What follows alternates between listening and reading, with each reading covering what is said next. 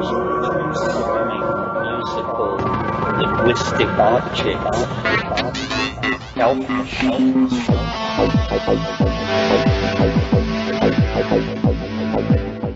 Greetings from Cyberdelic Space. This is Lorenzo, and I'm your host here in the Psychedelic Salon. And how are you doing today? I was just about to ask how your summertime is going, but then I remembered that there are a whole lot of saloners who happen to be living in the southern hemisphere and who are having winter thoughts right now. And as simple a concept as that is, it's still kind of hard for me to get my head around. I guess I should be telling the Dope Fiend and our European friends to stay cool, but that BB and Hermit Girl and the rest of our fellow saloners who are living south of the equator should stay warm. It kind of reminds me of that old joke about the guy with one foot in a bucket of boiling water and the other foot in a bucket of ice water. And when someone asked him how it felt, he said, well, on average, it's quite comfortable. And so here in average Southern California, I want you to know that it's quite comfortable here right now. Okay, that'll be the last of the corny jokes today. And two wonderful folks who aren't joking about helping to offset some of the expenses here in the salon are Kyle N. and John F.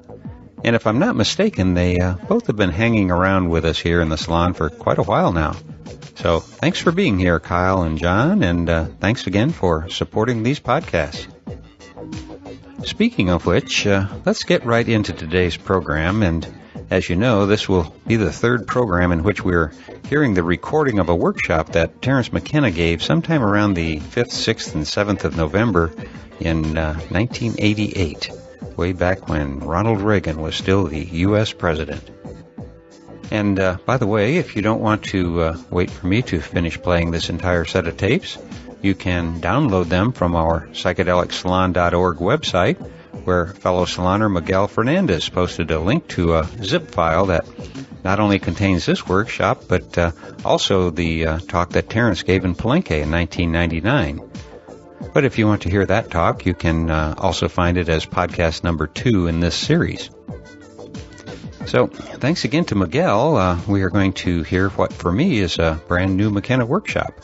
And while we often hear some familiar themes in his presentations, I've found that each time I hear some of these concepts explained in a little different way, that I wind up with a somewhat better grasp of his ideas. Now, if you've been keeping up with which tapes in this series I've been playing, today's podcast includes tape 3B and 4A. And yes, there's a short gap in Terence's lecture between the two tapes, but it doesn't seem to be a big one, and I don't think we missed anything. But interestingly, not very far into tape 4A, he ends the workshop for that day. Yet all of the tapes up through and including 6B are labeled Saturday. So all we can say for sure is that this was recorded sometime during the weekend just before the U.S. presidential election that Bush the first won. In other words, the last November of the Reagan presidency. Now, if you remember, last week the tape cut off right as Terence was saying that in India there are 13 species of, and then tape 3A stopped. So now here is where tape 3B picks up with the one and only Terence McKenna. Of morning glories, which contain these ergonomine-like compounds. And this is the Hawaiian baby wood rose. Again, the interesting thing is there is no evidence that ancient India, with its obsession for altered states of consciousness, ever utilized any of these Asian morning glories. So this would be something somebody would want to look at. Did you want to say something? Just that probably you would never be able to get any hardcore data on the use of mushrooms in varying times, but I was delighted to note in the midst of Avalon, when Morgan was supposedly banished, one of the little fairies from Avalon left her some mushrooms to accompany her on some of her journeys. I don't know if you remember that part. I remember that. Yeah, and I went, whoa.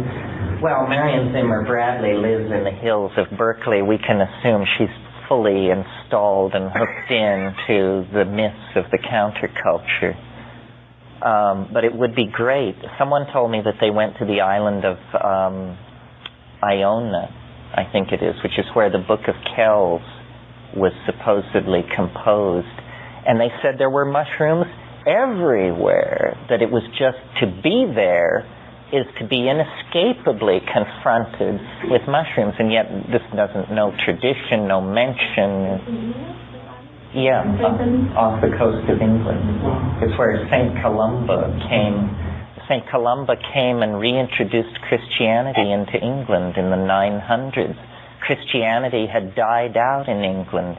It was only in the advanced Celtic civilizations on the fringes of the British landmass that the Christian tradition was preserved. The other connection, this may fascinate you or not, but the misinterpretation and deterioration of the etymology of hallucinogen into its delusional semantic meaning, kind of catalyzed in my brain how mythology has de-evolved into a lie. And if you look up the original meaning of mythology, it means the mutterings of eternity. That's a great meaning. Yeah, the mutterings of eternity. Mythos, and the whole thing with Avalon being sort of that place between the world that one went to, the mystical part, and then Glastonbury, sort of the other place where all this Christianity existed. And when I was in a mushroom experience one time in a circle and said I was a recovering Catholic, trying to evolve myself and find out what my mind was all about, and this one man, shaman student from down in the Amazon, he said, well, if you eat these mushrooms, you're going to be excommunicated, because the Christians will tell you that once you eat the mushrooms, you're doomed forever to hell and Satan and the devil. Well, I said, bullshit. You gotta be kidding. But I mean, where would that come from? Maybe the Christian control looked at these people and said, look, you just like paganism, everything, just like wipe out their connection with the other world. Well, it's very interesting that when the Jesuits arrived in Mexico and talked to the Indians and found them eating these mushrooms, they said, what do you call it? And they said, we call it Tianonacatl. Well, when they got their lexicons out and got that piece together, what Tianonacatl means is flesh of the gods. Well, the center of the Catholic mystery is the Eucharist, a sacrificial meal where a small wheaten wafer is believed to be transubstantiated into the body and blood of the Son of God. So then, to place the psychic experience which follows upon a good Holy Communion next to the psychic experience which follows on a good dose of mushrooms, clearly these guys said, this is competition we don't need, we're going to wipe this out. And it is interesting. I mean, think about this for a moment. We grow so inured to these religious forms. Think about the notion of instituting at the center of your religion a rite where you eat your God. And that is what is happening in Christianity. It suggests that this sacrificial meal idea, which can be traced back to even to pre-exilic traditions in Judaism, is probably a memory of a relationship to some kind of psychedelic experience of some sort. Okay, well, let me continue my survey. I have a wonderful modern-day story of how the cultural experience of even post-Genesis can go into that. I lived in the St. Mark community for a few years. And in the early 70s, I said mushrooms are not illegal in Scotland. I don't think they are still, but they weren't in the early 70s. And in like 1969, 1970, a lot of people started coming to Findhorn, and people regularly ate mushrooms. And between 1970 and 1973, it was arguably the most creative time at Findhorn. And books and music was being done, and the community was being built, and performing arts, and everything. And by 1974, 1975, it was no longer acceptable. And they were trying to just be a very proper state community, totally in line with the Christian Scottish environment around it, even though they still weren't illegal in Scotland. Of course, nobody does mushrooms in Northern Scotland. But and it's interesting, and when I arrived at Findhorn in the early 80s, people had even forgotten that that tradition had existed. And one person, though, when I was looking at the old books, I said, how come people are so much happier back then? They look like they're smiling in these old pictures. Oh, well, everybody was on mushrooms then. This was the man who had lived during that time. He said, that gradually died out. But it was interesting because he did them for years and years. And at the point that I talked to him, he as well felt like it was not proper spiritual growth and development to be using mushrooms.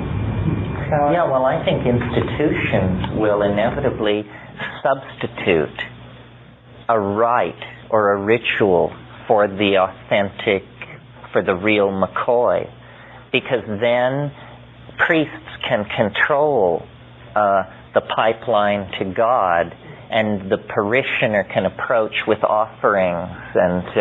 But if everybody can have a pipeline to deity, well, then the whole priest scam is put out of business. Done what? Precisely what you're describing.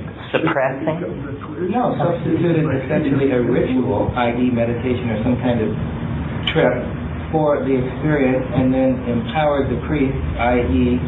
kind of Buddhist masters. In other words, is that process that you're describing in Christianity, which has happened in Buddhism? Yeah, in your opinion. Well, Buddhism is a heresy on Hinduism. It was Hinduism that did the dirty work for Buddhism. By the time Buddha came along, it was all priestcraft was an ancient tradition in India. But as I'm sure many of you know, the Rig Vedas, which are these tremendous outpourings of poetry that these Indo-Aryan people created as they came out of Central Asia and into India, the Rig Vedas are entirely devoted to the praise of a mysterious plant, Soma. The 9th mandala of the Rig Veda says Soma is greater than Indra, Soma is greater than Vishnu, and it just lists the entire pantheon. It says Soma is greater than all of these things. By the time Buddhism is getting rolling, Soma is a suppressed ancient tradition, and the Soma sacrifice, which is still being done, is being done with inert materials. If you want to read on this, why read Watson's book on Soma, and notice how it traces back to Haoma, which is a yet older strata of religious ritual practice that was Zoroastrian and Iranian in origin. And it's very clear, that what we're talking about here is an intensely psychoactive plant, and there's great argument about what it was. Buddhism, because of the long historical record in the East, arises entirely within the historical context. So the suppression of the plant connection was in the earlier stratum of Hinduism. Okay, we discussed the Central Mexican complex. It has minor components, such as were mentioned here, Salvia divinorum, and there are others not chemically well understood, but also not widely or regularly used. But then as you pass down across the Darien Gap and into South America proper, there is just an explosion of available psychoactives. Not only the tropane complex of the Daturas, which now re-emerge in the subgenus Brugmansia, the arboreal Daturas, which we see around town as these ornamentals with the huge pendulous hanging white flowers. All of those tree Daturas some with yellow, some with orange, some with red, some with white, some with purple flowers, originated in a very constrained area in the Andes and have been used for shamanic purposes for a long, long time. Also, coca is endemic to that part of South America, occurs nowhere else in the world naturally. But more interesting from my point of view are the tremendous proliferation of DMT cults and options based around two pharmacological approaches. One, you orally ingest DMT at the same time as you orally ingest an MAO inhibitor. MAO is monoamine oxidase. This is the enzyme system that oxidizes monoamines. That means makes them harmless. Monoamines are this whole family of drugs we're talking about, and many other things as well. But if you don't have any monoamine oxidase in your body, then monoamines in your body just stick around because the machinery to degrade them is inoperable. So there are what are called MAO inhibitors.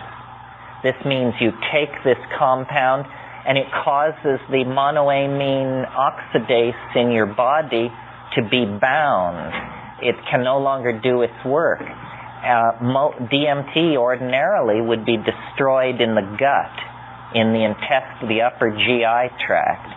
But if you inhibit all the MAO in the upper GI tract, then the DMT is conveyed into the bloodstream, can cross the blood-brain barrier, and initiate a psychedelic experience. So this is the strategy of ayahuasca, also called yahe. North of the Caquetá, it's called yahe. South of the Caquetá, it's named in the Quechua language ayahuasca. Now this is a really fascinating thing for many reasons. First of all, this begins to look like the world's first truly designer drug. Because notice what's happening here. All these other things I've been talking about, peyote, mushrooms, datura, cannabis, what have you, are single plants that require very little preparation. Basically, find it, eat it. That's the way you prepare it. Ayahuasca is very different. It's composed of two plants, neither of which is active except in combination with the other. So somebody figured this out. Well, this may not sound like such an accomplishment until you stand in the Amazon basin and look around you and realize we're talking 50,000 species per square mile and 50 million square miles. So how did anybody ever figure out that you take the leaves of the little bush and the bark of the woody vine and combine them in these proportions and boil them and concentrate it, and then you have this fantastic psychedelic drug? The only way that I can imagine is somebody told them.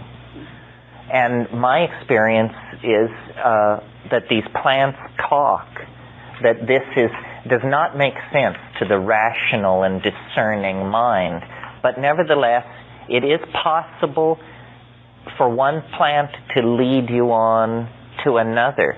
A perfect example of this is actually in the chemical literature. Melvin Bristol was a student of Schultes in the late 60s, and he specialized in the Brugmansias, the arboreal daturas, and he went to the valley of the Sibundoy, and there they actually add the datura to the ayahuasca. And he took this ayahuasca, and while he was on it, the ayahuasca entity showed him a plant. He kept seeing this plant, and he couldn't get it out of his mind. And the next day, after they came down from the trip, he was collecting in the forest with Indians, and he came upon the plant, the exact plant that he had seen in his vision. Well, he thought that was pretty strange. So he made extensive collections of this plant, took it back to Harvard, analyzed it, and it was, in fact, psychoactive, did contain psychoactive alkaloids. So, see, it's that we're tiptoeing over the surface of some kind of mystery. We maybe can bring ourselves to accept that a voice could speak on mushrooms telling you that you should be kinder to your children or love your mother and not be so hard on yourself. But it's a real leap for us to believe that a plant could tell you, you know that plant over there? Analyze that sucker. And, in other words, real information, not information subject to personal interpretation. The whole of the Amazonian narcotic complex, as it's called in the old literature, is based on activation of DMT by one strategy or another. Either drinking this ghastly beverage, as the literature calls it, the psychedelic beverage, ayahuasca, drinking this beverage, or as you go east into the lowlands, the ayahuasca complex is replaced by what's called the snuff complex. And it is based around a number of species of myristicaceous trees. The myristicaceae is the same family as nutmeg occurs in, though nutmeg is an old world member of the genus. But several members of the myristicaceae contain DMT in the inner bark exudate. And these Indians you go out before dawn, before the first rays of sunlight strike the tree, because when that happens, this resin retracts. So before dawn, and they then strip the bark from the cold side of the tree, and they actually put their hands on both sides and determine the coolest side of the tree. Then they strip these long strips of bark back. Then you take them back to the village, build a fire and let it burn to coals, and then spread the coals out. Lay these long strips of bark on the coals with the wounded side up, the clean inner side up, and this orange resin will be forced out of the bark and onto the surface. And then you can go along with a scraper of some sort, gather the stuff up, put it in a pot, cook it down, grind that in a mortar and pestle, and then you have a dandy paralytic arrow poison, which can also be honked up as an outlandish hallucinogenic snuff.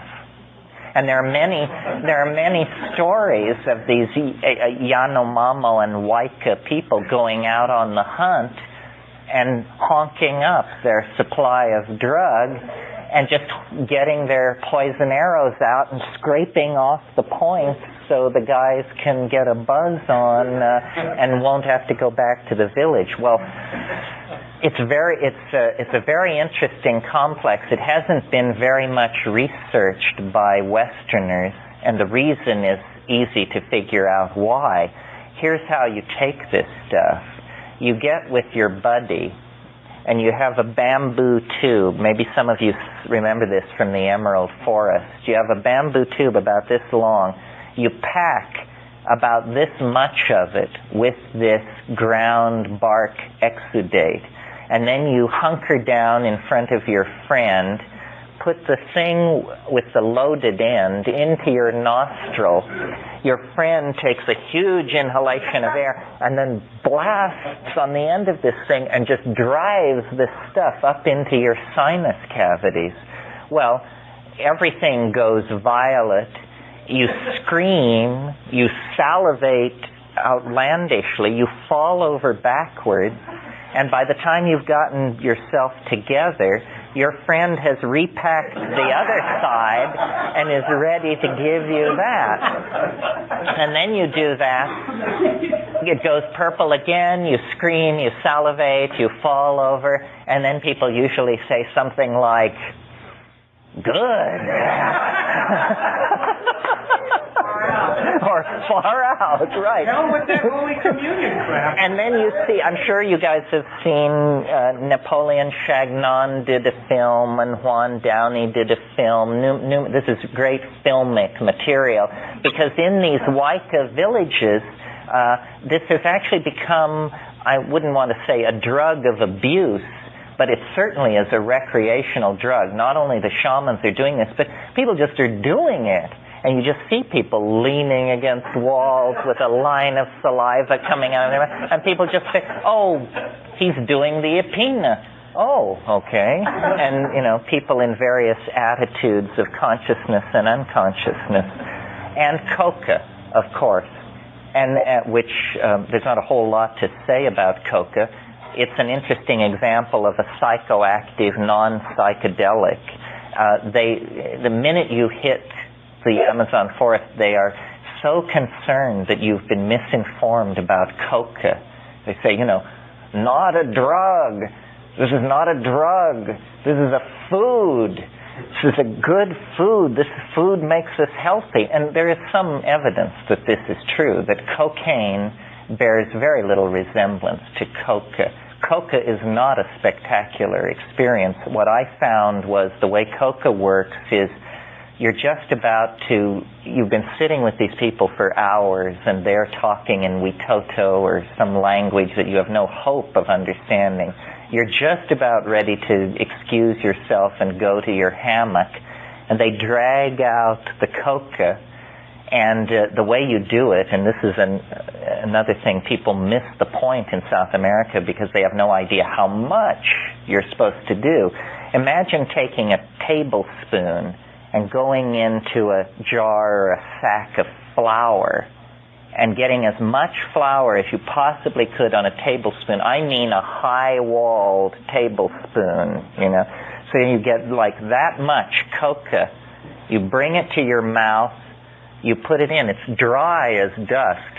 And the trick is to slime it over and get it into your cheek and hold it there, all without a break in your conversational flow. And, for a honky, the main effort is not to strangle and disgrace yourself in this scene, because it's usually no women. You're in the longhouse with the men, and these guys are, the authentic, bare-ass, scarified folks, and you're trying to fit in and choking to death on this wad of coca. Well, then it dribbles down your throat, and suddenly, these people don't seem so bad.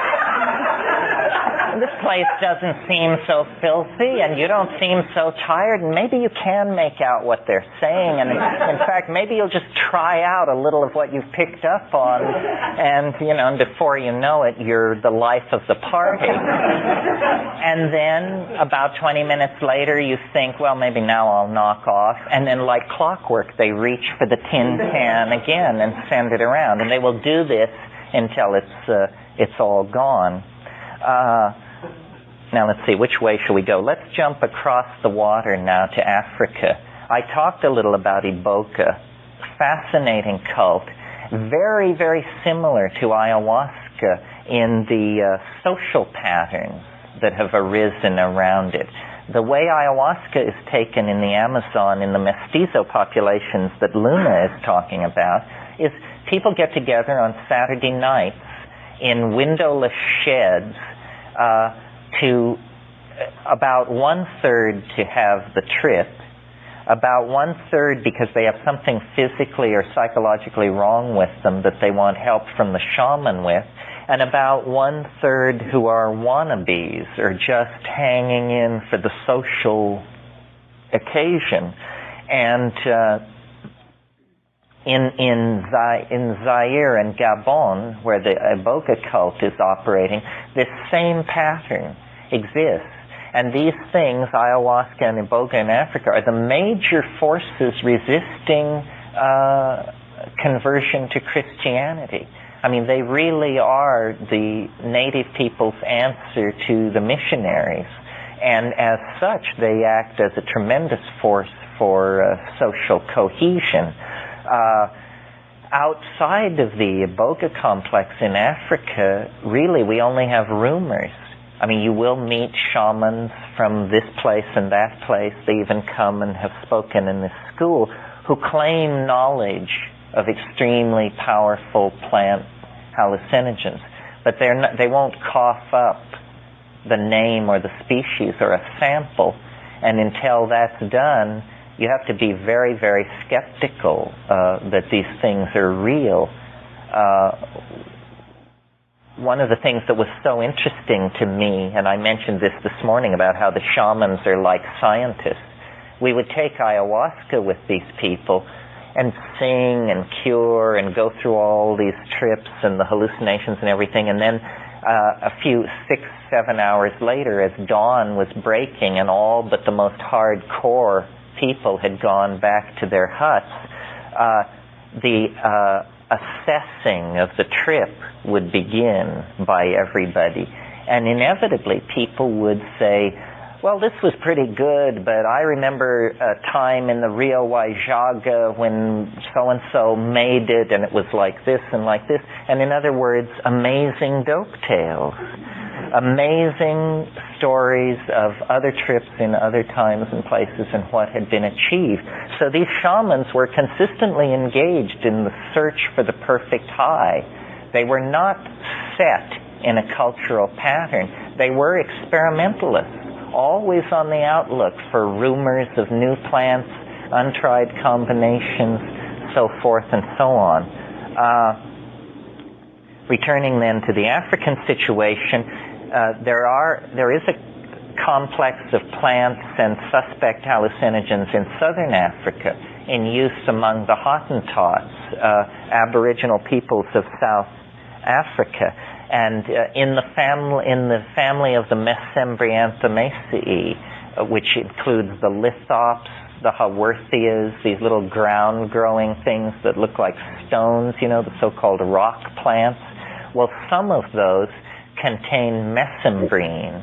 Mesembrine is an alkaloid of some sort with unresearched psychoactivity, but a persistent enough rumor of its use that it should probably be checked on. Well, then when you turn to the Eurasian continent, the largest landmass on the planet, you discover what I referred to before, this surprising poverty of hallucinogenic plants. You get the belladonna complex, the tropanes, you get the opium complex. Opium poppies are native to Southeast Asia, have been used by people in Eurasia at least as far back as the ancient Scythians. I mean, we have accounts in Herodotus which make it clear. And in fact, there's a considerable amount of Greek archaeological material that shows opium diadems and opium poppies being used as ornaments by various goddesses. So it was understood that it was psychoactive, yeah. Robert Graves makes mention in one of his books that he suggests that ambrosia, the ambrosia of the Greek gods, were actually psilocybin mushrooms. Have you ever come across another allusion to that? Yes, well, it's an interesting question. It has to do with Eleusis. And as you probably know, Eleusis was a major prophetic mystery site in classical and ancient Greece, where every September a ceremony would be done. And the rule was you could only do it once in your life, so you never got a second shot. And everybody in the Greek world would go at some point in their life. Plato, Aeschylus, Aristotle, the whole gang, everybody had this experience. And at the center of it, something was drunk and something happened. And there's been great argument about what was it and what happened. And Wasson and Hoffman and Ruck, who's a classicist at Cornell, all wanted to argue that it was an ergotized beer. In other words, that on the Eleusinian plain, there was a kind of rye being grown which was infected with a strain of claviceps that was mild enough that it was hallucinogenic without being convulsive or causing miscarriages or something like that. Because if you just go out and gather ergot smut, Claviceps purpura, and you should be very careful with it. I mean, these ergot alkaloids can send you into convulsions, some of them, and they're fairly toxic. But it's conceivable that a strain grew on the Eleusinian plain that was made into a kind of beer that was then this hallucinogenic intoxicant. But Robert Graves, who didn't have the kind of public relations machinery that Wasson had a different notion. And he claimed that the surviving recipes of the sacrament at Eleusis, and there were, I think, 4 examples of surviving recipes, all called for the same ingredients. And don't hold me to it, but I think the ingredients were barley, honey, water, and something else, hyssop maybe. And he pointed out that a recipe for beer in Greece would never specify water, because you understand that water is part of beer. So he said these words were code words, and that in Greek, the first initial of these 4 words could be arranged to spell the word muco, which is mushroom. Mucus, the part of the Indo-European language family believes mushrooms are slimy. This is why the word mucus can be traced back to the word myco, mushroom, mykonos, Mycenae. In fact, means the land of the mushrooms. And so the role of mushrooms in generating the religions of early Greece is a completely unexplored area. It's never been fully thought through. And this is called an ogam, by the way, where you take the first letter of a list, and the first letter of the items of a list spells out a secret meaning. And it was a favorite trick of Irish bardic poets, which Graves was very much into that. But now here's a great project for somebody. We need someone to prove that you can brew a hallucinogen out of claviceps on rye. I mean, this ergotized beer rap, it's just a phrase until somebody puts the stein on the table in front of you. I mean, they would go a great distance toward trying to prove their case. Someone should go to the Eleusinian plain and see if they can still find any cereal grains growing there, and if so, can they infect them with claviceps, or is there claviceps in the area? Now, there's a problem here. I understand there's an oil refinery where the Eleusinian mysteries used to be practiced. But even in California, one could at least take a step toward understanding this, because we have in California a species of grasses called Spartina. Spartina grows, there's quite a population of it on the cliffs above the sea just north of Santa Cruz. Well, Spartina could support Claviceps purpura as an organism. So why not grow Spartina and attempt to infect it with a mild strain of ergot, which you could get from the American Type Culture Collection or something like that? See if an ergotized beer could be brewed. The absence of mushrooms in these places does not disprove the theory, because all of the Mediterranean has been drying out throughout historical times. And there are Greek vases and friezes which do show mushrooms in situations that are ambiguous as to whether or not they're being venerated or exactly what is happening. Now let me see if I've missed anything. I mentioned the Argyria complex in India. That's the Hawaiian baby wood rose. Now that's an interesting one, and I'm always on the alert for these. I'm interested in unclaimed indole complexes. In other words, why was Argyria nervosa never utilized by anybody. It's extremely powerful. You only have to take 8 or 9 seeds, and you don't have to prepare it at all. Just chew it up and swallow it. How come? No cult, no impact on the history of ideas. Well, we don't know. Those 13 species of Argyria are spread from India down through Polynesia. And it's called Hawaiian baby woodrose, but it was introduced into Hawaii 100 years ago. It has nothing to do with Hawaii. The only major complex that I didn't discuss is the cannabis complex. Now, this is one that is this is not an indole, and this is there are many anomalous things about cannabis. First of all, it's what's called a polyhydric alcohol, the only psychedelic polyhydric alcohol known to science.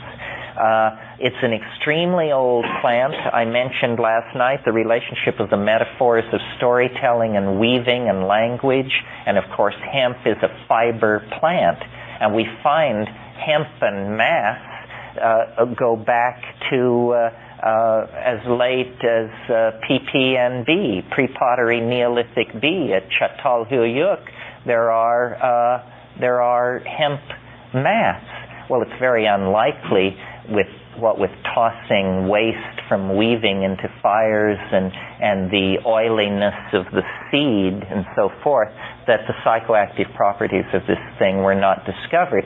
Cannabis originates in Africa. Originates in Central Asia. The original species is Ruderales. And then very early in prehistory, it divided into the resin race, indica, and fiber races, and then it was carried across the land bridge, presumably, into North America, and that accounts for the sativa variant, and so forth. Herodotus describes, interestingly enough, marijuana was used for thousands and thousands of years before it was smoked. One of the hardest things to wrap your mind around is the notion that until Columbus discovered the New World 500 years ago, no one in Europe had ever smoked or conceived of smoking anything. It was a New World cultural practice. And if you read Columbus's diary of when he landed in the New World, he was amazed. He wrote, "The natives drink smoke." That was the only way he could imagine. He said, "What are you doing?" And then, of course, it was less than 100 years before it was a major vice of the sophisticated raconteurs of Europe. Within 100 years of the introduction of tobacco into Europe, tobacco was being buried in the graves of Lapland shamans above the Arctic Circle. So the shamanic nature of tobacco was immediately recognized, even in the European context. Herodotus describes marijuana ingestion as a process somewhat like being in a sweat lodge and then pouring hemp seeds and hemp waste onto the hot rocks and letting it mingle with the steam in this closed space and deep breathing. But nobody ever had the notion of a pipe or anything like this. And it's very interesting,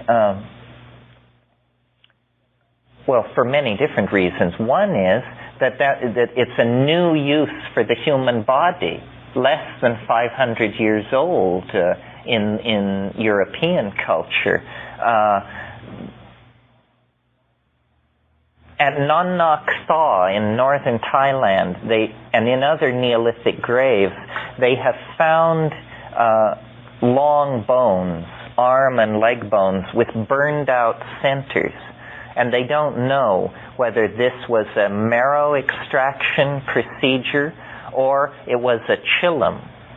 If you know what a chillum is a ceramic tube, narrow at one end and wide at the other, and you pack it with hash and tobacco, and then you hold it and you do this to it, Well, it may be that smoking was known in Asia in Neolithic times, but somehow died out in the pre-classical period and had to be reintroduced from the New World. Aaron, you want to comment about Amanita muscaria? Yes, good. I'm glad you reminded me. Amanita muscaria is perhaps the old world hallucinogen par excellence, at least in the opinion of Gordon Wasson and a lot of other scholars. The problem with it is it's extremely difficult to get a reliable, positive experience from it. Now, the reasons for this are complex. First of all, it's geographically variant, it's seasonally variant, and it's genetically variant. So only if you have lived in an ecosystem virtually your entire life and have inherited the accumulated knowledge from the shamanic elders of your tribe are you going to know whether you've got a good one or not. Nevertheless, Gordon Wasson tried to argue that it was the hallucinogen, the prototypic hallucinogen of prehistory that was being used by these Vedic peoples who invaded India. In fact, he thought it was soma. I think, and I had correspondence with him about it before he died, I think the soma question isn't settled, and it could well have been a coprophytic mushroom associated with the dung of cows. After all, the role of cattle in Indian religion is very central, and in fact the role of cattle in early religion generally is extremely central. I mean, you do not get goddess religion in the ancient Near East without cattle worship. Cattle and goddesses seem to go very much together. And on the other hand, you know, the Dionysian Mithraic complex is a bull cult, and it too can be traced back into time till it's just lost in remote antiquity. So yes, that's the Arctic mushroom used by Siberian shamans, and it's been made the prototypic hallucinogen because Siberian shamanism was made the prototype of all other shamanism, only because some anthropologist somewhere decided that would be a good idea. Australia is, again, singularly poor in known hallucinogens. I always say in known hallucinogens because somebody could go out into these places and come up with something brand new, something that we've overlooked. This is a great challenge for field workers. And then the other thing I want to say, and then I'll stop for today, is just a bit about this issue about synthetics. Are all psychedelics the same? Are synthetics in any way inferior or superior to naturally occurring hallucinogens? And if so, why or why not? This controversy began for me as like an aesthetic issue. I just felt better about taking plants sanctioned by thousands of years of use, and but I didn't particularly feel that it was a strong distinction. But the more time I've spent with it, and the more time I've spent with Rupert Sheldrake's theory of morphogenetic fields, the more I come to see that I really think there is a very large distinction between synthetic and naturally occurring drugs. Now, it's not a distinction that you're going to get a chemist to agree to or a materialist. It is, as far as they're concerned, DMT from a plant and DMT synthesized in the laboratory are exactly the same thing. And as far as they're concerned, a synthetic hallucinogen such as, ketamine, let's give it the benefit of the doubt for a moment, ketamine, and a natural hallucinogen such as psilocybin, the differences do not reside in the fact that one is organic and one is synthetic. But I think that these plants take people as much as people take the plants. So that when you have a mushroom trip, you not only are having a mushroom trip, you are contributing to the future mushroom trips of everybody in the future who will take this thing. In other words, you make a small offering on the altar, and that henceforth becomes part of the setting of the thing. So that when you take one, it's like the notion of the Tao of the ancestors. When you take one of these ancient hallucinogens, you are locking into the morphogenetic fields of all the people who ever took it. How else are we to explain the fact that when you take morning glory seeds, you are flooded with Mayan imagery of stair-step cities and hieroglyphed balustrades and people dressed in gold and Quetzal finery and all this? Or that when you take ayahuasca, even in this culture, there is a very strong impression of the jungle, of jaguars, of rivers. These things are coded into these compounds somehow. So it seems to me it is, without talking about issues of toxicity and pharmacological uncertainty, it's the content of the naturally occurring hallucinogens is much, much richer. And then one last point that I want to make to sum up this geographical survey of what is available is to say, again, another research frontier is China. There is very little evidence of any use of hallucinogens in China, and yet there are clues. There are clues that mushrooms were understood, that other plants may have been used, the knowledge of which has been lost. And the Cultural Revolution did a pretty thorough job on wiping out this kind of traditional Taoist shamanic data.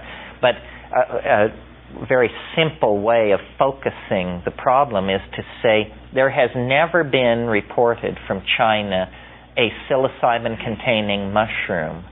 And yet I'll bet if a reasonably informed investigator were to go to southern China and spend no more than 2 or 3 months off the beaten path talking to country people, I'll bet you could come up with 6 psychoactive mushrooms with a history of folk usage. It's simply the question has not been asked. Well, we are going to not have a clear understanding of the historical development of Chinese thought and institutions unless we know what their relationship to the invisible world precisely was.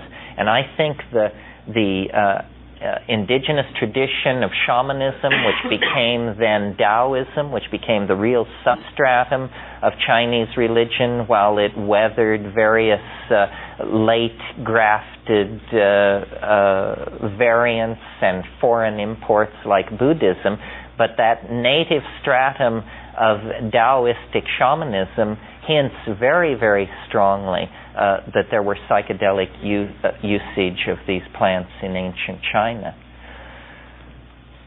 Okay, that's it for today, and we'll see you at 10 o'clock tomorrow morning. Sorry to give you such a burst of information, but this will lay the basis, I hope, for tomorrow's discussion.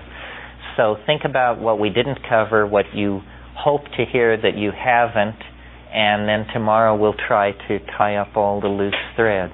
Thanks very much. Sure. Okay.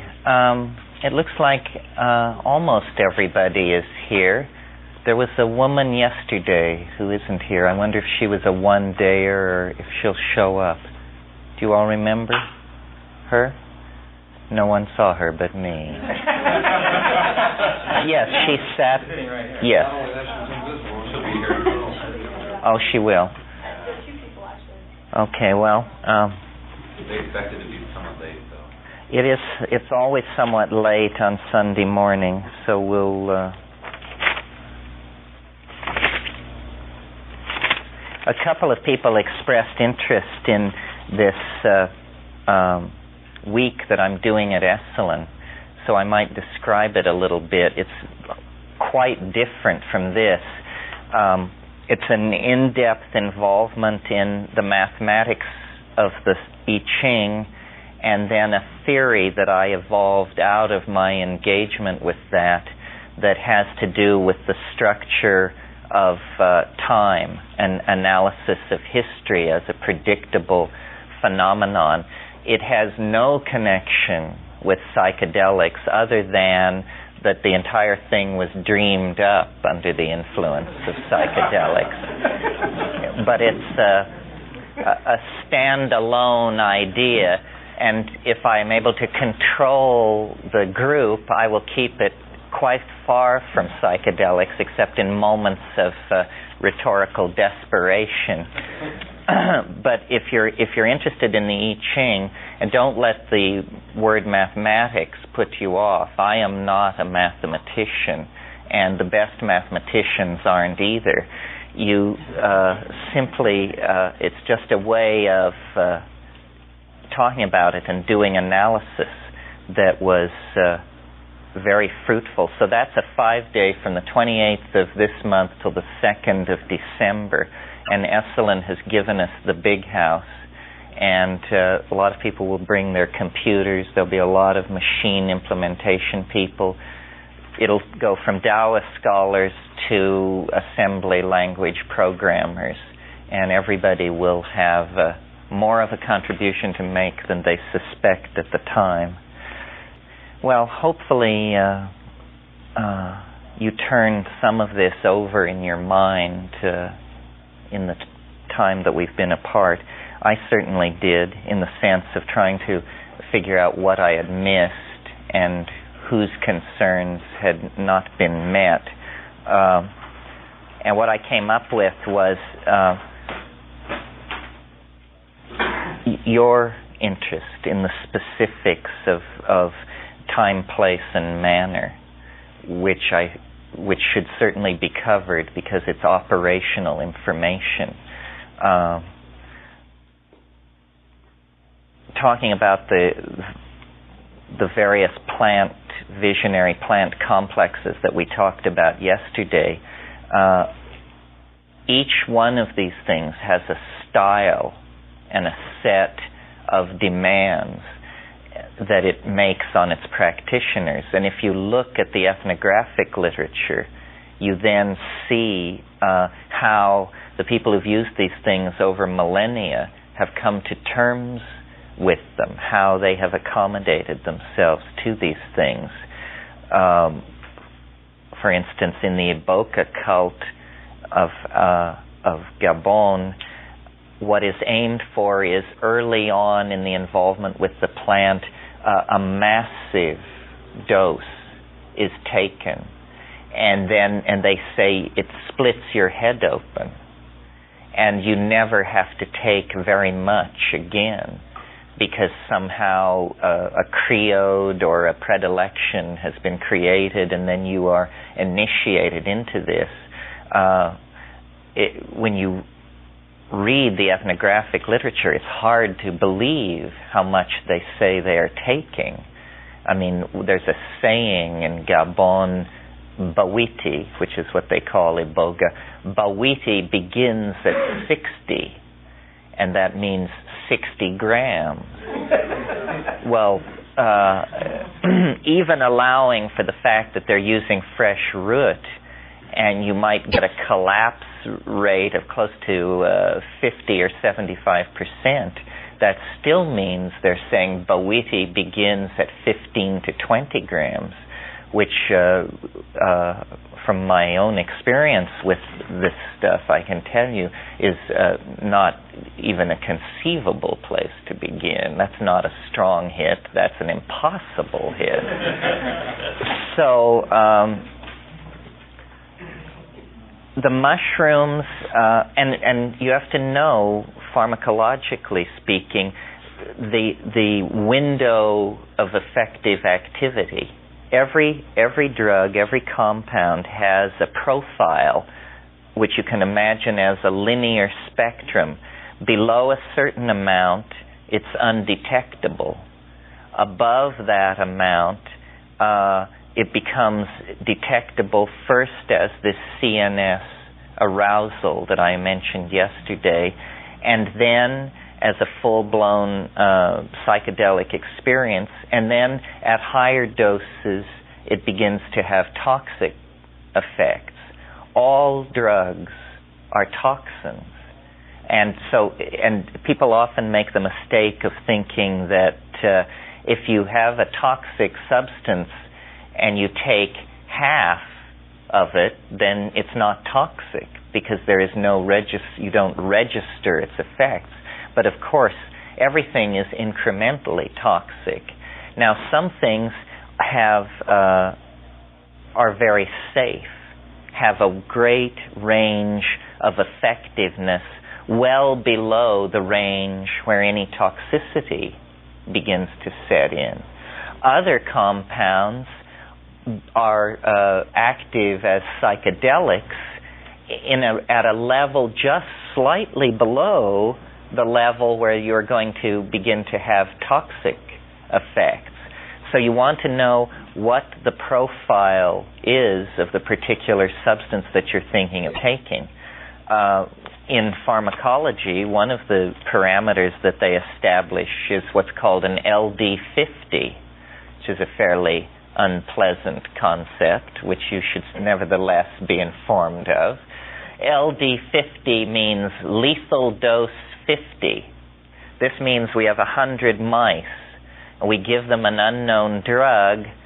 At the point where half of them die, that is the LD50 dose of that compound. And there's an LD100, an LD10, and so forth.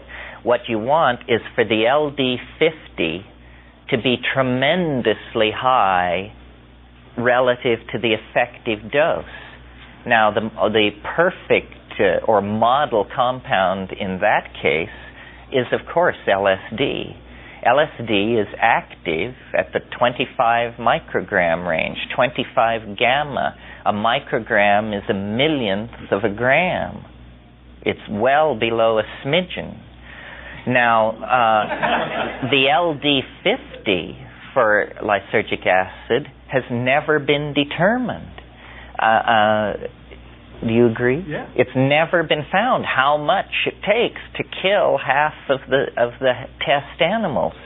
So that makes it a tremendously safe drug if mortality is the only concern. But of course, I think what most psychedelic trippers eventually realize is mortality is rarely at risk in psychedelic experiences.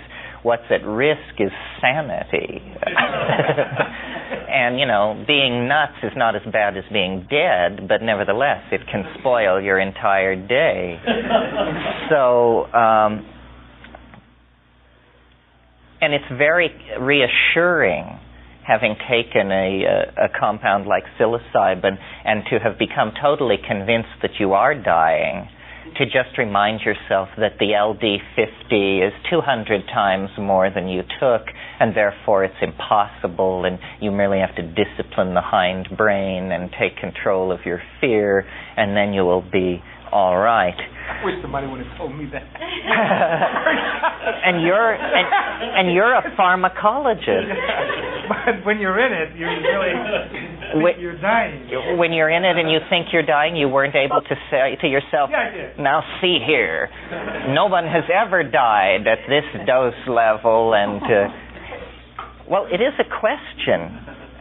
You start imagining that perhaps there was something in there that wasn't just psilocybin. Oh yeah, that's a good point. Or your heart can't bear it. I thought I had tachycardia, and I thought my heart was going to explode. Pound right out of your chest. That you make a point which I want to elaborate on. We've talked so much about hallucination here, and always because of my particular bent, which I have unconsciously transferred to you, we're talking about visual hallucinations. But all psychedelic explorers should be aware of the concept of what is called a cognitive hallucination. This is a much more insidious phenomenon. This is quite simply an out-and-out delusion. The commonest form of cognitive hallucination goes like this. you take mushrooms. An hour and 20 minutes into it, it's getting mighty, mighty strange. And this is especially a problem with first-timers. And you realize, with the force of revelation, that you didn't take psilocybin. You took a poisonous mushroom, and now you are going to die. This is an out-and-out cognitive hallucination, which is as real as a belief. But it's not a disturbance in the visual field, it's a disturbance in the cognitive machinery. A story, a friend of mine had never taken mushrooms and was very concerned about how to do it, and got the instructions from me: silent darkness, quiet room, stay sitting, and took them in his room in silent darkness, and at about the hour and a half point realized with a demonic chuckle that I had been kidding. I had been putting him on, and actually had told him to stay in his room because we were preparing a surprise party for him at the bar 2 blocks down the street.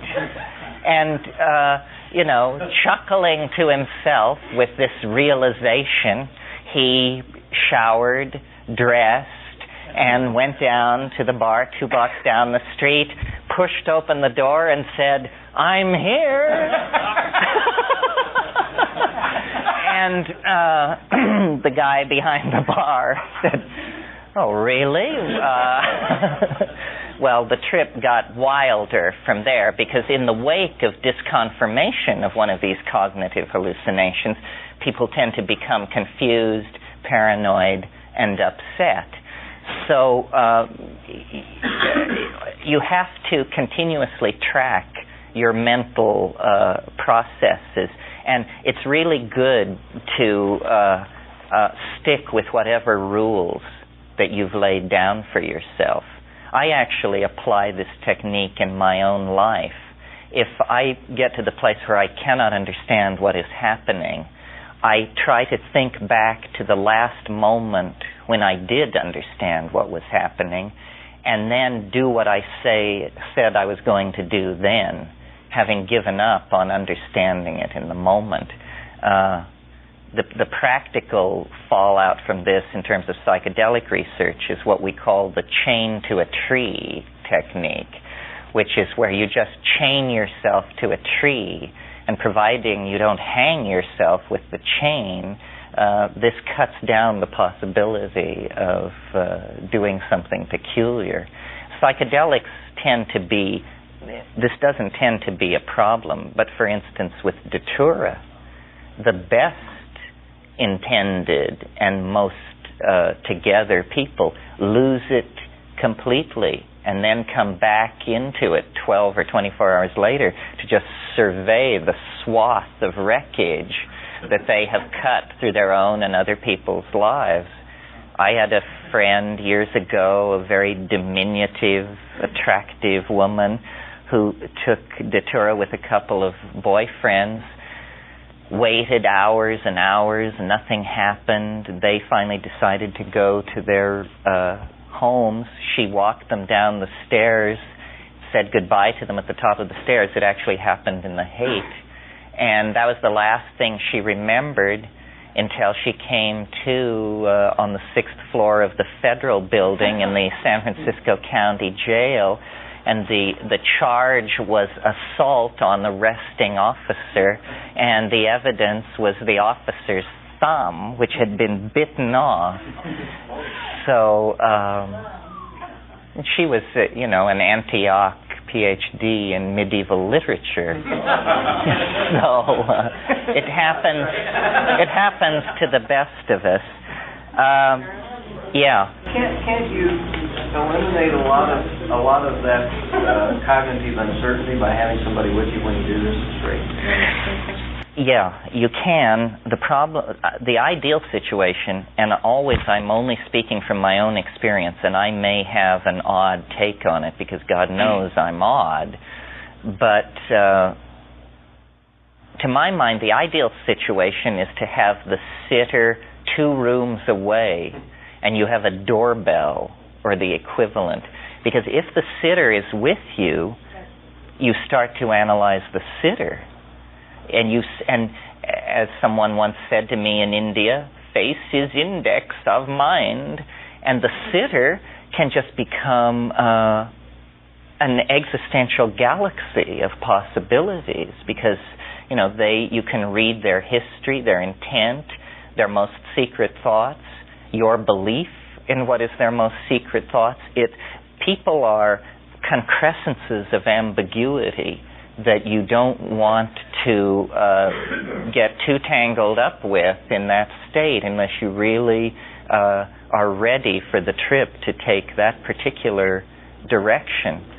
I don't know if it was in this workshop or the other night that I mentioned, I recall a trip I took with this English guy, and it took me 2 weeks to get his voice out of my head.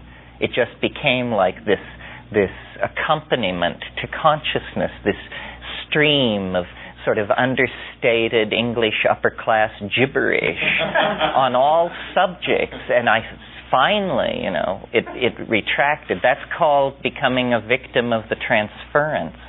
All psychotherapists are aware of this. The transference is when you get dragged into the other person's system of values or delusion. There's even a name for this in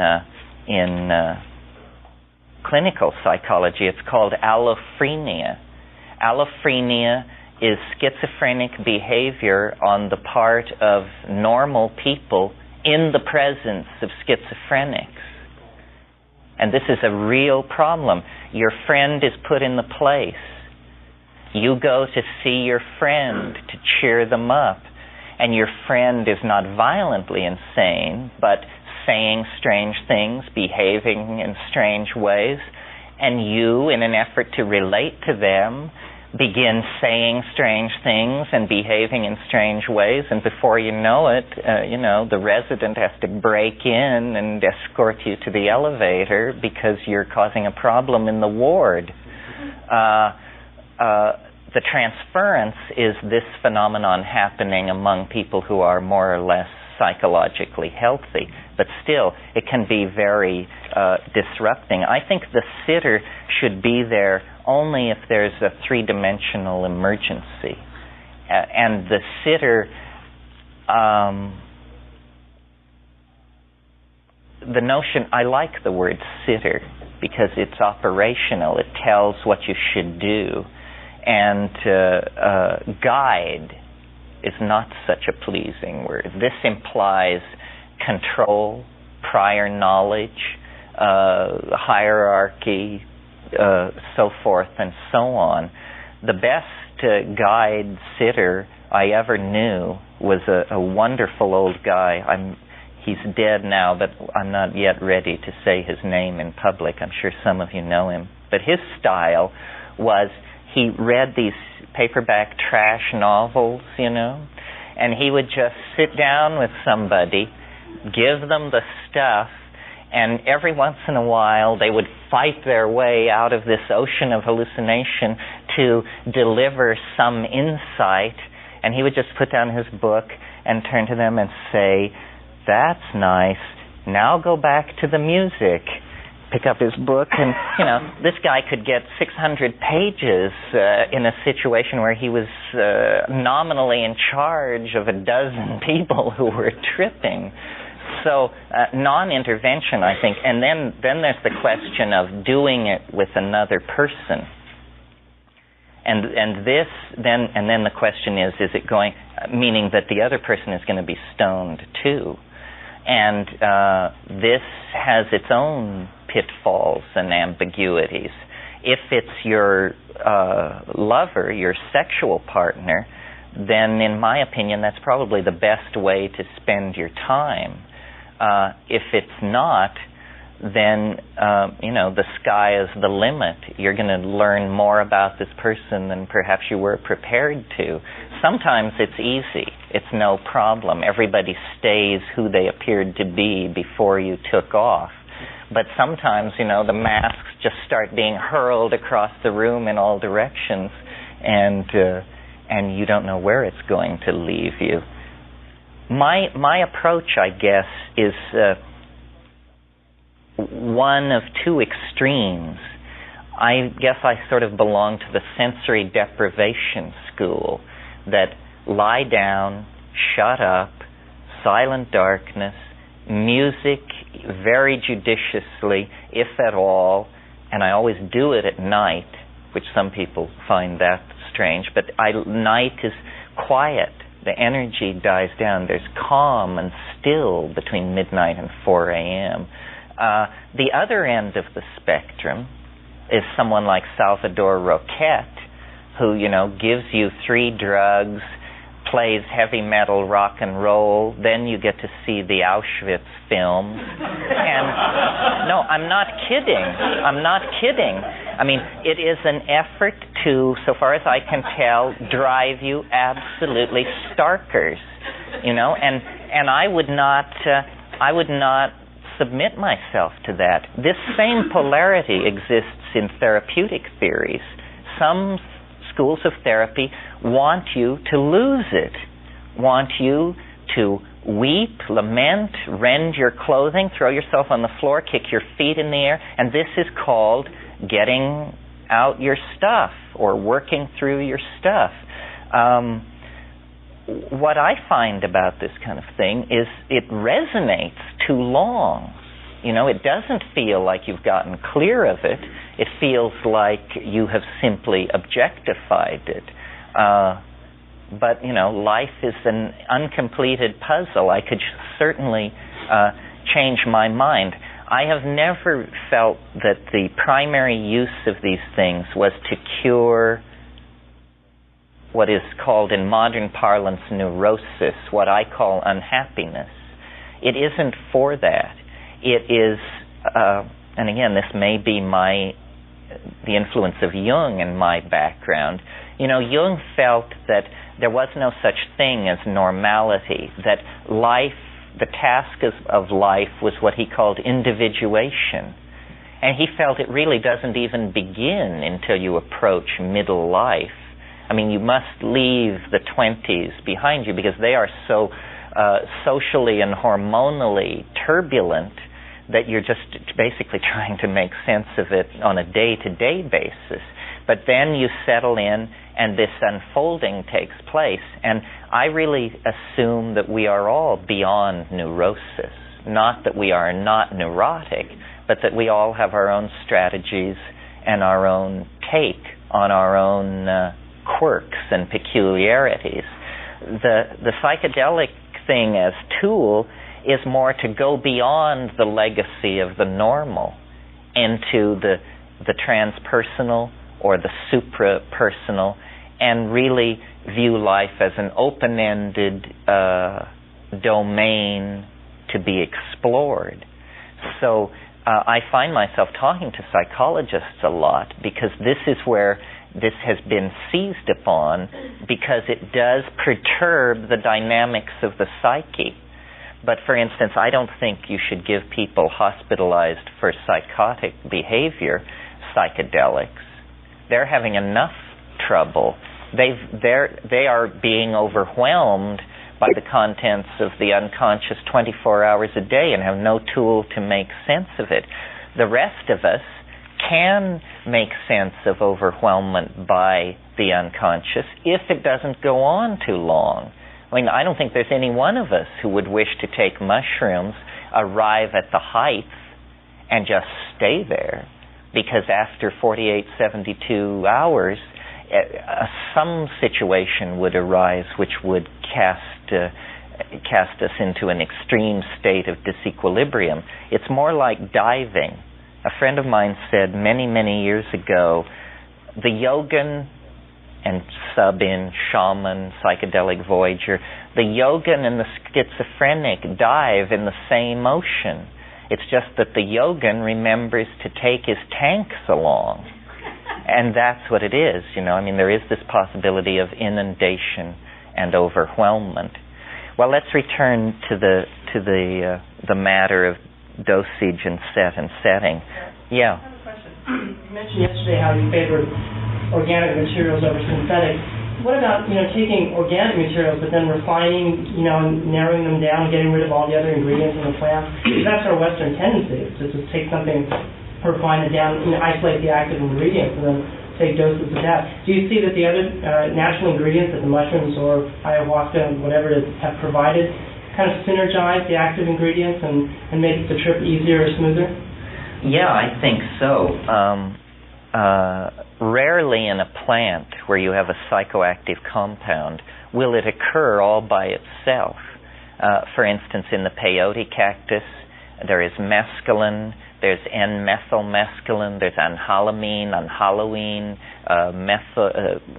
there's a whole family, about a dozen of these things. Similarly, in the coca bush, cocaine and several other canes and several other active compounds. So when you take a plant, you're getting a broad spectrum of these active molecules that have a familial relationship to each other. And no chemist has ever exactly explained to me what's happening, but I think all chemists and pharmacologists are aware of the fact that natural compounds, even extracted and purified, or let's just say even extracted, are smoother than their synthetic counterpart. I recently had occasion to relearn this because there's been some amount of experimentation with 5-methoxy-DMT, which is not like DMT, but it is short-acting and creates a profound oceanic emotion. But it also, in the pure substance, there's a tremendous heart rush in the first 30 seconds. I mean, you just feel like you're in an up elevator that knows no limit, and just about the time that you figure you're going to go into some kind of emergency situation, it tends to back off. So then, recently, there has been this material in the underground called toad foam, which is actually 5-methoxy-DMT extracted from the glands of a large southwestern toad. Well, when you smoke that, it too is 5-MeO-DMT, but there is no heart rush, and it also doesn't last as long. It's much more benign and easygoing.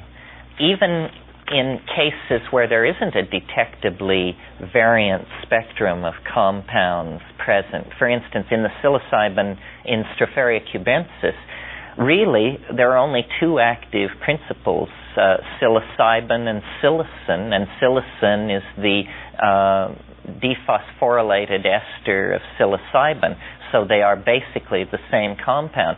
Nevertheless, if you talk to somebody who has only taken Sandoz psilocybin,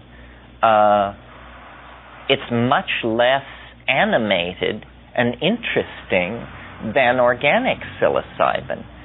Now, the counterexample to this is when Hoffman synthesized psilocybin for the first time, he gave some of it to Wasson, and Wasson took it back to Huautla in the Sierra Mazateca of Oaxaca and gave it to Maria Sabina. And Maria Sabina said, "The spirit of the mushroom is in the little pill." And this story has been repeated over and over again. Well, my assumption simply is, Maria Sabina was a wily old lady. I mean, it's not writ anywhere that shamans have to always tell you the truth.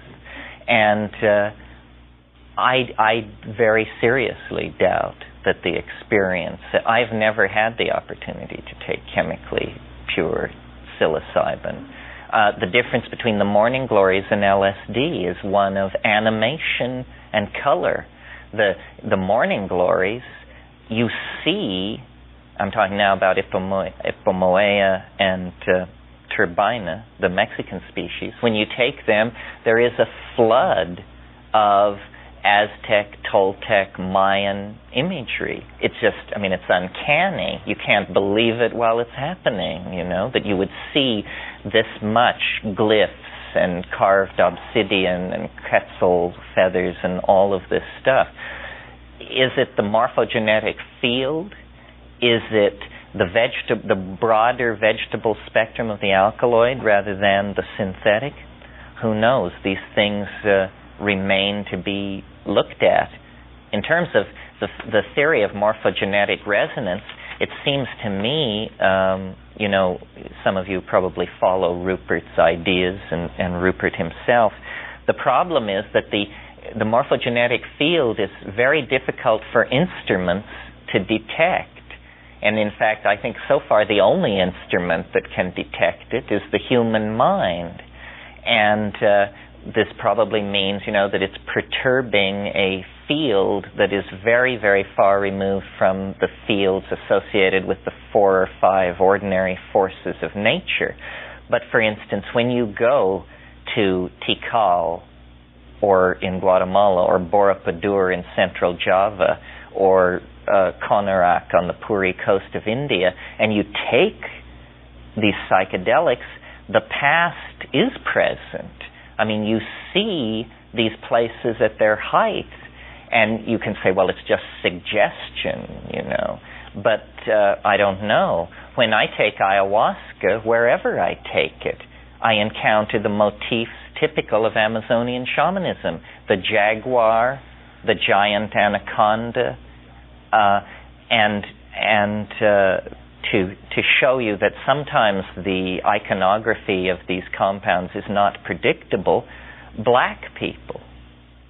And everyone in the Amazon says this, that you see black people. Well, there are no black people in the Amazon, not really. In the lower Amazon there are a few, but in the upper Amazon, a black person is as rare as a curd. And yet, everybody insists on this. Well, I have had this experience on ayahuasca, and to call it seeing black people is a very mild gloss on what it is. It's like being at the Apollo Ballroom on a hot evening in 1960 and Aretha Franklin is on stage. It is deep hit of blackness. Yeah, So what does it tell you? I don't know quite what to make of it, I don't know why. And Claudio Naranjo gave harmaline to urban people in Santiago, Chile, stockbrokers and advertising executives, people who had no connection to the jungle, and they reported jaguars, giant snakes, jungles, and black people. So this, to me, is a tremendously fertile area for Jungians, for morphogenetic field people to look into.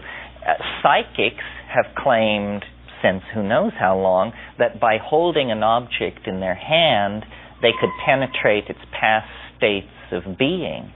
Well, it's like all these other occult claims, in my experience, mantra, yantra, yoga posturing, past life recovery. For me, none of these things are possible unless I'm stoned. Then they all become possible. It's just like you just throw the switch. Suddenly mantras work. I can chant mantras till hell freezes over in an unstoned state. The precondition for empowering occult idea systems seems to be a shift in brain chemistry. And it's, to be noted that in these cultures where a lot of magic, a lot of violation of natural law is going on, there is a lot of psychedelic stuff going on.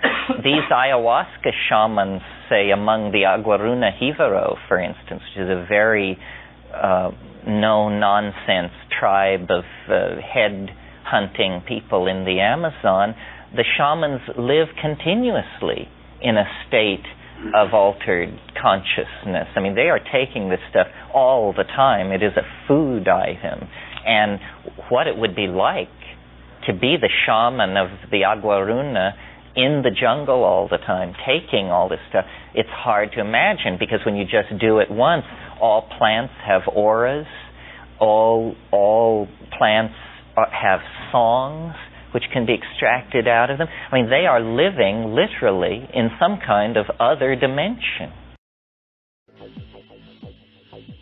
You're listening to the Psychedelic Salon, where people are changing their lives one thought at a time. And sometimes it feels to me like we are all living in some other dimension. How about you? Are you able to keep up with the fast pace of world news these days without thinking that you're in some kind of a time warp? I know that if I was an investor thinking about putting some money into a movie, I sure wouldn't buy any scripts that come directly from the current news stories, because I don't think anybody would believe their plots. It's really getting kind of freaky out there, don't you think? Chaos, the food of creation. Don't you just love it? And I have to admit that Terrence had me laughing a bit ago when he told about those South American Indians who would scrape off the poison from their arrows and get high on it rather than engage their enemies. Now those guys are my kind of warriors. And speaking of warriors, it's time once again for a little talk about Burning Man. And I realize that for most of our fellow saloners this may hold little interest, since you aren't going to be able to make it this year. But that doesn't mean you can't be there in spirit. And in fact, that was how I participated last year, via the internet. In case you didn't already know this, my friend John Graham sets up a live video camera on a high tower at Center Camp each year. And as the camera scans the playa, John uses a feed from one of the walkie-talkie channels for sound. While it's not the same as being there, it is a lot less dusty and somewhat more comfortable if you want to participate that way. And you can find that link once the festival starts just on the burningman.com webpage. Now, during the past several weeks, quite a few of my friends have had to cancel their trips to Burning Man for one reason or another. And the reasons range from finances to love. The bottom line here is that if you aren't 100% sure that you absolutely must go to the burn, well, then you probably shouldn't go. Knowing when not to go, I think, is a mark of a true burner. Since I've had to do this myself, I know for a fact that it takes a lot of courage to back out of a burn after you've told the whole world about your plans. But hey, I don't know any burners that haven't had to do that once or twice, so don't worry about it. Besides, there are ways to become involved without actually going there. And one of those opportunities is now coming to all of our graphic artist friends in the form of a poster contest. That's right, a poster contest. Now, since we've never done anything like this before in the salon, I'll have to take a page out of the dopefiend.co.uk's podcast series, where he's had several contests like this, not to mention their annual joint rolling contest at Dope Stock each year. So, here is our challenge to the artistic community. As you know, Bruce Damer and I are preparing an evening extravaganza featuring audio and video clips of Terence McKenna and Timothy Leary, some of which have never been shown in public before. And in last week's podcast, I read Bruce's draft announcement of our little happening, and now I would like to point you to the program notes for this podcast at thepsychedelicsalon.org, where you'll find a link to the concept poster that Bruce created to give you an idea of what we're looking for. Now, while I say this is a contest, I should also point out that there are no rules, no judges, and no prizes. At least that's the plan so far, if you want to call it a plan. And if you're a burner, you already know that this is probably one of the better thought-out Burning Man projects that I've been involved in. Which brings me to an email that has some questions that I think quite a few of our fellow saloners who are going to the burn for the first time are also asking. This one comes from JC, who writes in part, "What is your suggestion for a tent, or any shelter for one? I heard canvas works great out there against the dust." Well, JC, the first thing to get out of the way is the dust. And the story here is that it doesn't really matter what you do, because everything, and I mean everything, that you bring to Burning Man will essentially be ruined for most other purposes. And not only is the dust going to get into everything you bring, there's no way to get it out afterwards. So most any tent will do. The one I use is just one of those lightweight ones, but I stake it down with rebar. That's something you should know. The stakes that come with most tents are completely worthless on the playa. The next question JC asks is, does the dust cause car problems a lot of the time, and should I expect to be in an alkaline cloud on the drive in with the windows closed?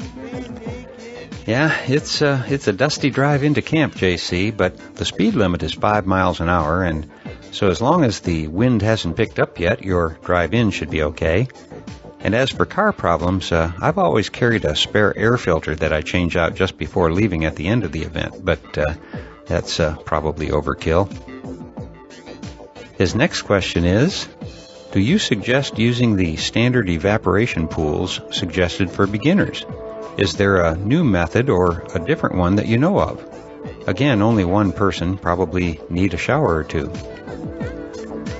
Well, here again, JC, you probably aren't going to like my answer, but I've found that it's just not worth the trouble to haul in enough water for showers, which also entails the evaporation ponds and a plan to carry out the gray water that doesn't evaporate, because you just can't pour it on the ground. But if you're feeling exceptionally grody, then you can join a bunch of us who run behind the water truck that hoses down the streets every morning. Just be prepared for a very powerful gush of very cold water, and then a muddy walk back to your camp. Basically, personal hygiene isn't a really high priority on the playa. Now, JC goes on about his water and shower issue to say, alternatively, is it hard to find people who are willing to let you take a shower or go to the bathroom in their RV, possibly for some sort of exchange of any sort? Heard the bathrooms are pretty bad. Well, I don't think the porta potties are all that bad. They keep them pretty clean, and they clean them out every morning and afternoon. And actually, I'd be surprised if you can find anyone who would be willing to share their precious water for a stranger to shower in. But I'm sure that it probably happens all the time out there. It just seems a little rude to me, because one of the things that the event is about is radical self-sufficiency. And I think that you'll find that you get a lot more out of the experience if you bring things to share and help those who are less prepared. After all, it's a gifting community, and I've found that the more you share, the more fun you have. Now, the last question that he asks is Entheon Village going to be there? And is it possible to set up there? Well, yes, Entheon Village will be back again this year, but I'm not sure about their camping arrangements. However, just now I went to entheonvillage.com and discovered a notice that they're going to be announcing their camp registration policy any day now. So you might want to check that out. In fact, Entheon Village is where Bruce Damer and I will be holding our Terrence and Timothy happening at 9 p.m. on Friday night. At least that's the plan right now. And also, Bruce and I will be there one day during the week for a daytime interactive playa log of some kind. And we'll also be doing one at Shift Camp. But I'm not sure about the days and times for those talks. So that's the Burning Man plan so far, but unfortunately only a few of our fellow saloners are going to be at the burn this year. So hopefully we'll have both video and audio of the talks and happenings, etc. to pass along to you afterwards. But there are 2 other events out this way that you may also want to know about. One is the Oracle Gathering that will take place near Randall, Washington from July 31st through August 2nd. I'll be speaking at that gathering, and you can find more about it on the web at Oracle Gatherings, OracleGatherings.com. And I've already spoken with several saloners who are going to be there, and I'm looking forward to meeting quite a few of you. Also, there is another festival that's going to take place in September, just shortly after Burning Man. And that event is the 4th Symbiosis Gathering that will be held from September 17th through the 21st. Now, I'm not sure yet whether I'm going to be able to make it there myself, but I am hoping to, because in addition to some terrific music talent that will be creating some interesting soundscapes for us, there are also going to be talks and workshops by quite a few interesting people, including Allison and Alex Gray, Starhawk, Daniel Pinchbeck, and the author of The Tao of Physics, Freehof Capra. So you might want to check that one out too. And I'll put links to both of those events along with the program notes for this podcast, which you can find at psychedelicsalon.org. And I'll also try to remember to post a link there to some more Burning Man information that any first-timers should most definitely take a look at. Well, that should do it for now, and so I'll close today's podcast by reminding you that this and all of the podcasts from the Psychedelic Salon are freely available for you to use in your own audio projects under the Creative Commons Attribution Non-Commercial Share-alike 3.0 license. And if you have any questions about that, just click the Creative Commons link at the bottom of the Psychedelic Salon webpage, which you can find at psychedelicsalon.org. And should you want to download a copy of my new novel in audiobook format, just go to genesisgeneration.us. And for now, this is Lorenzo signing off from Cyberdelic Space. Be well, my friends.